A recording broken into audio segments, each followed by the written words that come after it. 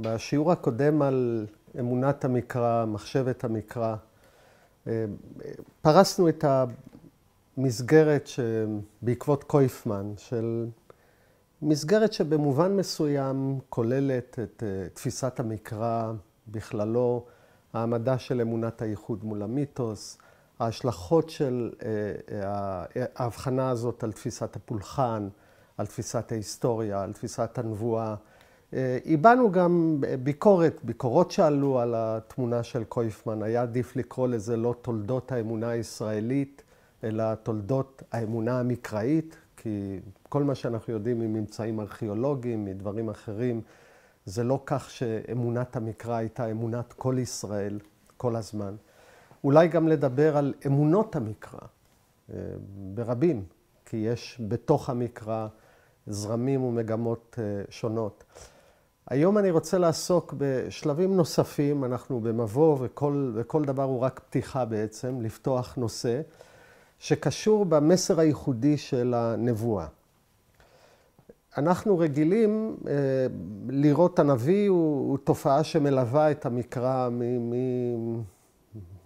מראשיתו. משה, יש לנו נביאים כמו שמואל ואליהו ואלישע, אלה נביאים פעילים, אבל הם לא נביאי ספר, הם לא מה שאנחנו מכנים הנבואה הקלאסית. אותם נביאים שכותבים תוכחות ונחמות, ויש לנו מהם מגילות שנקבצו לספרים. והשאלה היא, מה התחדש שם?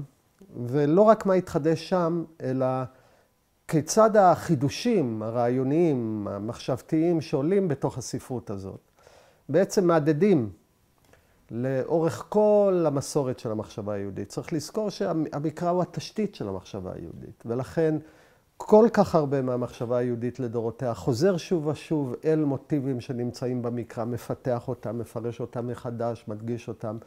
היום אני רוצה לעסוק בשאלה של המסר או הרעיונות החדשים שעולים בנבואה הקלאסית, בנביאי הספר, שהם כוללים הנביא הראשון, עמוס, הוא מתנבא כבר במאה השמינית לפני הספירה. יש לנו את ישעיהו והושע וירמיהו וישעיהו השני. נביאי הספר שהם בעצם יחזקאל, השאירו לנו מורשת אדירה של ספרות נבואית, לא רק של פעילות נבואית שעליה בעצם מדווחים כמו אליהו ואלישע. והמוטיבים שעולים, אני רוצה לדבר על 3 מוטיבים, ואחרי זה לחזור ולפתח בצורה עמוקה 2 מהם. המוטיבים שעולים, המוטיב הראשון שעולה, שהוא מרכזי, זה בעצם תפיסה של החשיבות הדתית, אם נרצה, של המוסר. תביעות מוסריות בין אדם לחברו נמצאות בכל המקרא כולה, כמובן. יש גם תלונות על התנהגות נפשעת של מלכים בספר שמואל, בספר מלכים, בכל מה שקדם לנבואה הקלאסית. אבל כשמגיעים לספר, ואני רוצה לדבר על הנביא הראשון הידוע לנו, כותב הספר הנבואי הראשון, או המגילות הנבואיות שהתקבצו אחר כך, עמוס. שם אנחנו רואים דגש חדש, בגלל שהמוסר, או החטא המוסרי, או השחיתות המוסרית, הופכת לאיזשהו פשע, לחטא שבעצם קובע את ייעודו ההיסטורי של עם ישראל. הוא בעצם בלב התוכחה, וצריך לזכור, עמוס הוא נביא מוכיח. הוא רואה פורענות, הוא חוזה גולה, הוא חוזה אסון. בלב התוכחה מצוי החטא המוסרי. להבדיל למשל מספר מלכים, כשאתה קורא בו, שוב ושוב חוזרים לבעיה שיש עבודת אלילים, שיש מקריבים בבמות. בתוך הטקסטים של הנבואה הקלאסית יש הדגשה על היחס המוסרי. ולא רק על היחס המוסרי, כשקוראים בעמוס, זה לא אירוע מסוים, זה לא חטא של הריבון, אלא זאת שכבה של עם, אפשר להגיד המעמד העליון שלה, שמתפתח, שפורח עם המלוכה, שהחטא שלו הוא לאו דווקא איזה הריגה של נביא או חטאים מהסוג הזה שהם דרמטיים. זאת הנצלנות והניוון של מעמד עליון, שבעצם כבר לא שומע את שוות העני, שהוא חי חיי ניצול. אני אקרא כמה טקסטים, למשל, מהתיאורים של עמוס, כן? בפסוקים ו"ט, הוא אומר, כה אמר אדוני על 3 פשעי ישראל ועל 4 לא אשיבנו. אלה הפשעים שאני לא אמחל עליהם. על מכרם בכסף צדיק ואביון בעבור נעליים. כן? הסחר בבני אדם. העובדה שאביון יכול להימכר לעבדות כי כבר אין לו נעליים. השואפים על עפר ארץ בראש דלים ודרך ענבים יעטו. ואיש ואביו ילכו אל הנערה למען חלל את שם קודשי. כן? השחיתות הגדולה, כן? הם דורכים על הדלים, על הענבים. ואז בא הפסוק הבא, ועל בגדים חבולים יטו, אצל כל מזבח, ויין אנושים ישתו בית אלוהם. דבר מעניין, על בגדים חבולים, אנחנו יודעים בחוק המקראי שכשאני חייב משהו, אסור למשכן את בגדיו. אסור בגדים חבולים, אלא בגדים שנטל בעל החוב ממי שחייב לו, בתורת משכון וערבון, הוא נוטל ממנו את בגדיו, הוא כבר משאיר אותו בלי בגדים, על בגדים חבולים. ויין אנושים, היין שבא בעצם תמורת תשלום חוב של העניים. יש תיאורים נוספים, מאוד עזים. הנה, בפרק ד' פסוק א', אולי פסוק שמתאר את הניוון של שכבת העילית. שימו הדבר הזה פרות הבשן אשר בהר שומרון, פרות הבשן, כן? העושקות דלים, הרוצצות אביונים, האומרות לאדוניהם אביה ונשתה, כן? אנשים שהם פרות הבשן, שהם עושקות ושהם חיות חיי ניוון של שתייה. יש פה טון בעצם חדש שמתאר גם חטאים מסוג חדש. ניקח לנו עוד דוגמה מפרק ה' פסוק י"ב. כי ידעתי רבים פשעיכם ועצומים חטאותיכם, צוררי צדיק, לוקחי כופר ואביונים בשער יטו. לכן המשכיל בעת ההיא ידום. כי עת רעה היא, דרשו טוב ועל רע למען תחיו, ויהי כן, אדוני אלוהי צבאות איתכם כאשר אמרתם, שנאו רע ואהבו טוב והציגו בשער משפט. אולי יכונן אדוני אלוהי צבאות שארית יוסף. כן, פה אנחנו רואים שוב את הרעיון הזה שמה שמגדיר, לא רק ברמה האישית של החוטא הזה או האחר, אלא את כל העמידה של העם מול האל, היא היחס המוסרי, ושוב עלייה של מעמד מדושן, מנוון, פערים אדירים שנמצאים בין מעמדות העם כשיש מעמד עושק ומעמד נעשק. הנה עוד דוגמה אחרונה מעמוס, שמתאר שוב את אותו הלך רוח. הוי השאננים בציון והבוטחים בהר שומרון, נקובי ראשית הגויים, ובאו להם בית ישראל. עברו קלנה, וראו, הולכו משם חמת רבה, ורדו גת פלישתים. הטובים עם הממלכות האלה, עם רב גבולם מגבולכם. הוא מונה פה ממלכות שהוגלו, שנענשו, שנחרבו. הוא אומר להם, אתם חושבים שאתם בוטחים בכוחכם, שלא יקרה לכם מה שקרה להם. המנדים ליום רע, ותגישון שבט חמאס, כן? ואז הוא מתאר כן, אתם מרחיקים את היום הרע, אתם חושבים שהוא מעולם לא יבוא. השוכבים על מיטות שן, ושרוכים על ארסותם, ואוכלים קרים מצון ועגלים מתוך מרבק. הפורטים על פי נבל כדוד, חשבו להם כלי שיר, השותים במזרקי יין, וראשית שמנים ימשכו, ולא נחלו על שבר יוסף. ולכן עתה יגלו בראש גולים, ושר מרזח סרוכים. אגב, זה באמת טון חדש. הנה, נביא גאוני ראשון, שיש לו לא רק, יש לו שחיתות בקנה מידה חברתי. הוא מתאר חיי ניוון של איזו שכבה טילית שהיא קובעת באופן מוסרי את גורל העם. אז זה מוטיב אחד. אגב, המוטיב הזה נמצא בכל מה שאנחנו קוראים הנבואה הקלאסית. העלייה של הערך המוסרי כמכונן את היחס הדתי. והוא תהיה לו השפעה גדולה מאוד בתולדות המחשבה היהודית, במיוחד גם במחשבה יהודית מודרנית. המוטיב השני, שהוא מאוד מרכזי לעולם הזה, זאת ביקורת הפולחן. כשאנחנו קוראים את כל הספרות הקדומה, ספרות המקרא הקדומה, עם כל הניואנסים שלה והזרמים שלה, ויש את הזרם של הספרות הכהנית, ויש את הזרם של הדאוטונומיסטי, של ספר דברים ושלוחותיו, שיש להם הדגשים שונים ותיאולוגיות שונות. מעולם אין שם בדיוק הבחנה ברורה בין מצוות פולחניות ומצוות שבין אדם לחברו, מצוות מוסריות.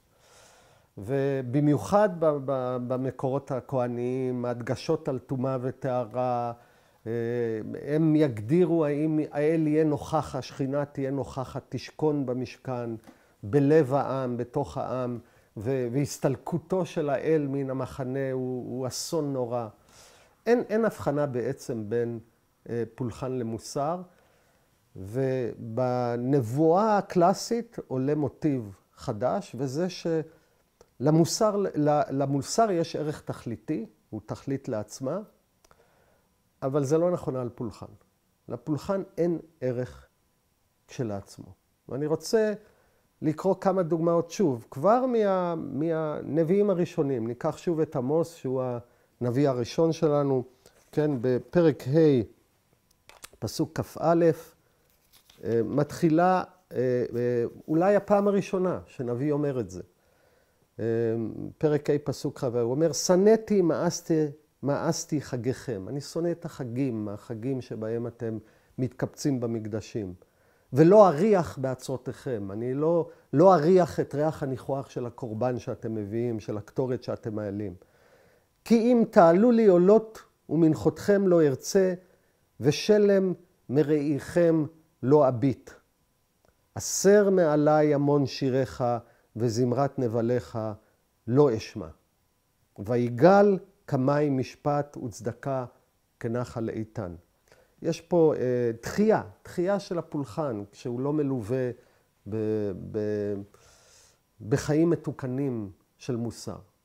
הפולחן כשלעצמו אין לו ערך.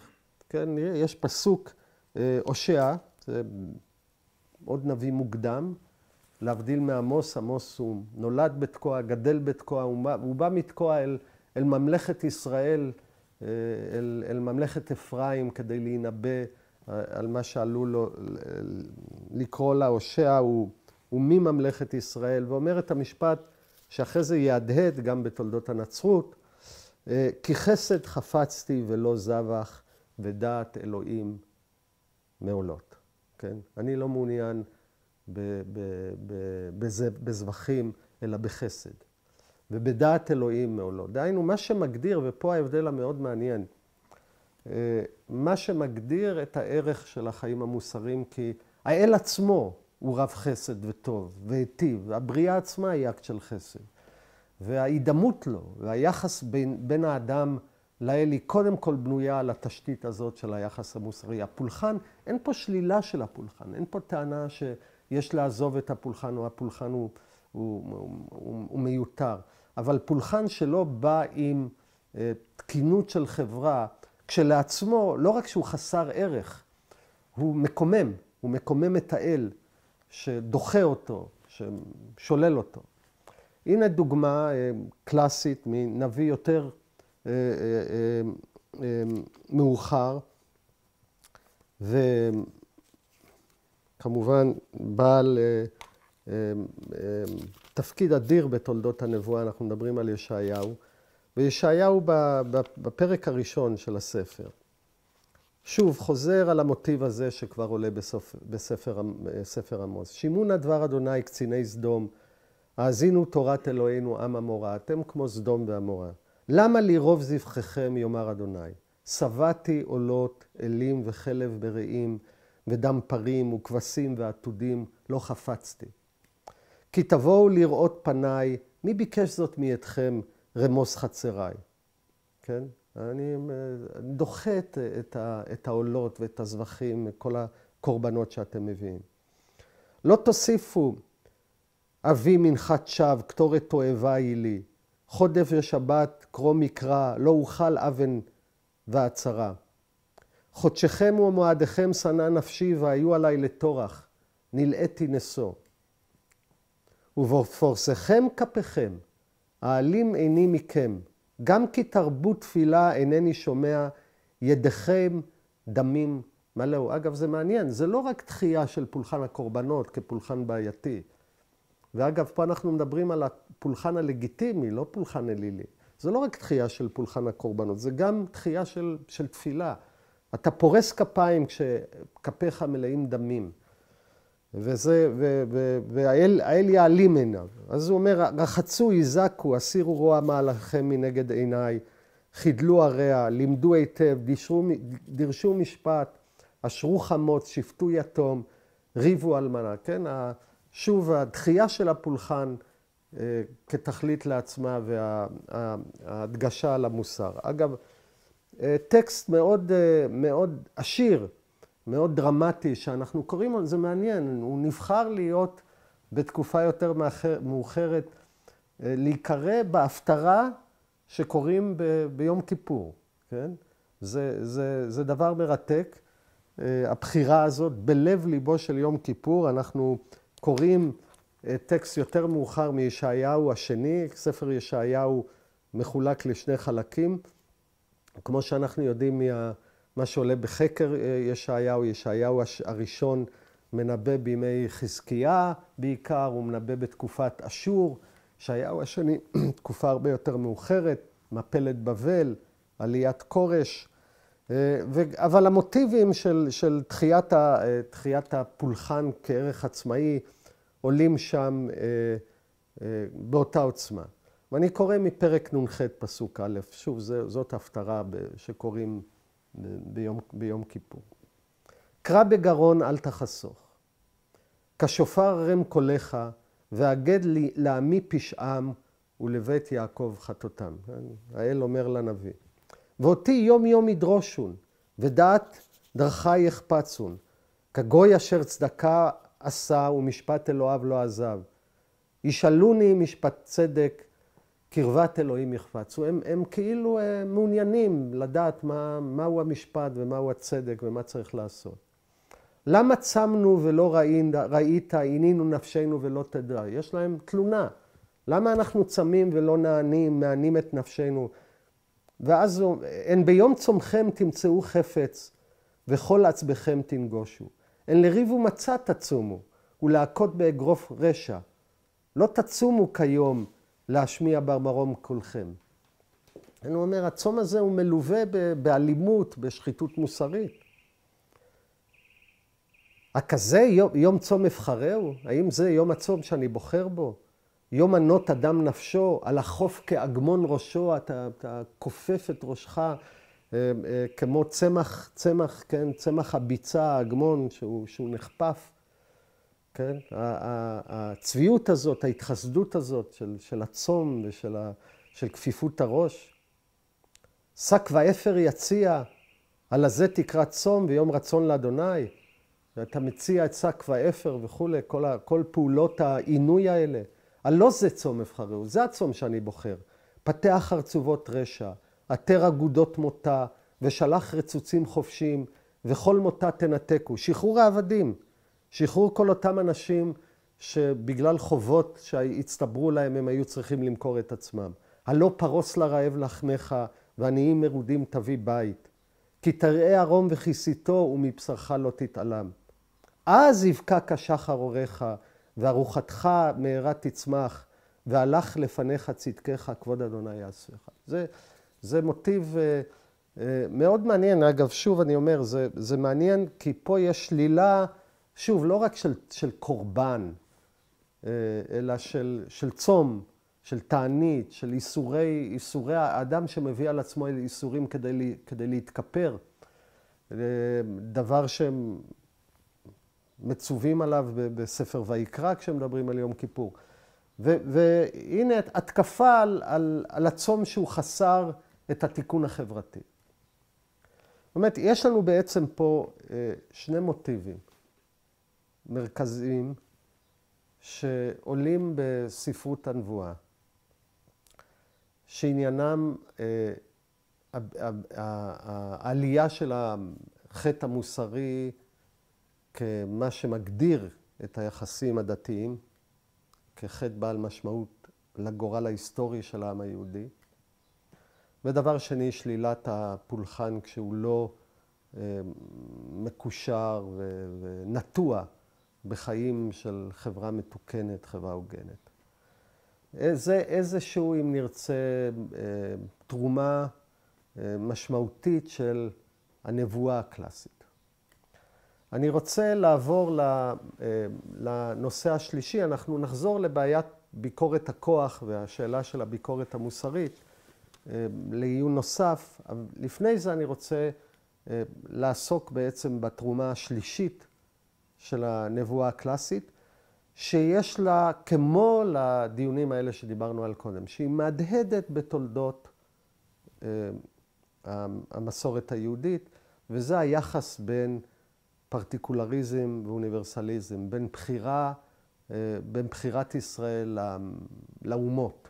מה התפקיד של ישראל, מה המשמעות של היחס הפרטיקולרי של ישראל לאלוהיו, ואני רוצה לעסוק בזה כתרומה השלישית של ספרות הנבואה.